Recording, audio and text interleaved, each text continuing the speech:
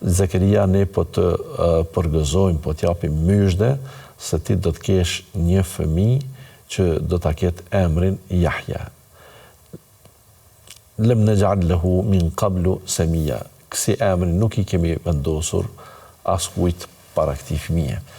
Pra, Zakaria a.s. befasohet ndonë se ishte i bindur që Allahun nuk e kthen mbrapa lutjen e tij, por po ashtu ishte edhe i bindur që Allahun mund ta sprovojë sikur që e kishte sprovu edhe më herët. As më tepër, të gjithë faktorët janë në disfavor të tij që të ketë fëmijë. I shtyrë në moshë ky, e shtyrë në moshë gruaja. As më tepër kur gruaja edhe në rininë e saj ka pasur sterilitet dhe nuk ka lindur. Megjithatë, Zakaria a.s. mahnitet dhe preket nga ky lajm kaq i gëzueshëm për të dhe i thot Allahun xhalla xhelaluhu me një komunikim tepër interesant kur Allahu xhalla xhelaluhu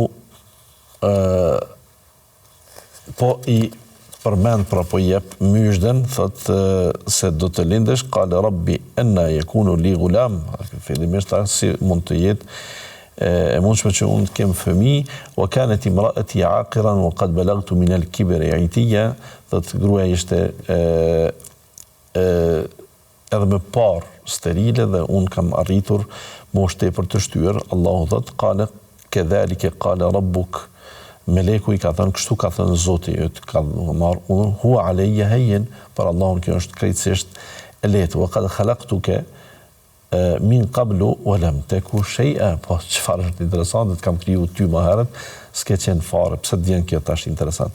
Qala rabbi ij'al li aya. O Zot, a mund të më japësh një argument ta kuptoj unë se si do të jetë e mundshme që ky lajm të jetë i vërtetë.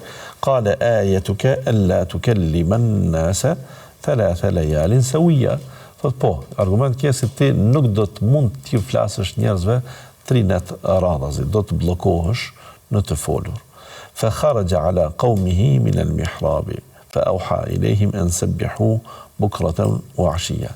Doli para popullit dhe i dha shenjë e pa se nuk po mund të flasë vërtet, pra u bllokuan në të folur dhe u dha sinjale që ata ta madhrojnë Allahun mëngjes e mbrëmje.